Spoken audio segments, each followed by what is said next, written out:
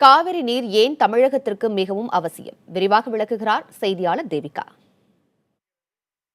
காவிரி நதியானது கர்நாடகாவில் தொடங்கி தமிழகத்துக்குள்ள வந்தாலும் தமிழகத்துல தான் அது நீண்ட தூரம் பயணிக்குது. இந்த நிலையில காவிரி நதி நீர் தமிழகத்திற்கு ஏன் முக்கியம் அப்படிங்கிறத பார்க்க போறோம். அதுக்கு முன்னாடி காவிரி எங்க உற்பத்தி ஆகுது அப்படிங்கிறத தெரிஞ்சுக்கலாம்.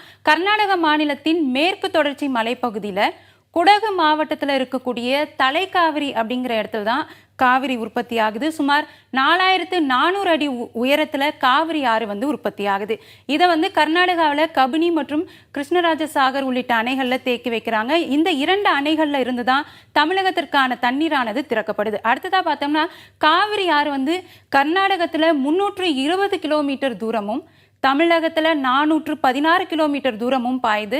இரு மாநில எல்லை பகுதியில் 64 கிலோமீட்டர் தூரத்தை கடந்து தான் காவிரி நதியானது தமிழகத்துக்குள்ள நுழையுது.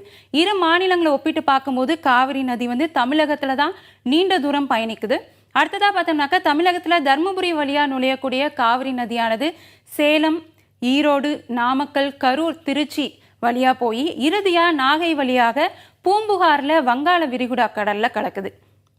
காவிரி தண்ணீர் ஏன் நமக்கு இவ்வளோ முக்கியத்துவம் வாய்ந்தது அப்படின்னு பார்த்தோம்னாக்க காவிரி தண்ணீரை நம்பி தான் தஞ்சை, திருவாரூர், நாகை, திருச்சி, பெரம்பலூர், அரியலூர் உள்ளிட்ட 14 மாவட்டங்களில் பாசனம் செய்கிறாங்க. அதாவது விவசாயம் செய்யப்படுது.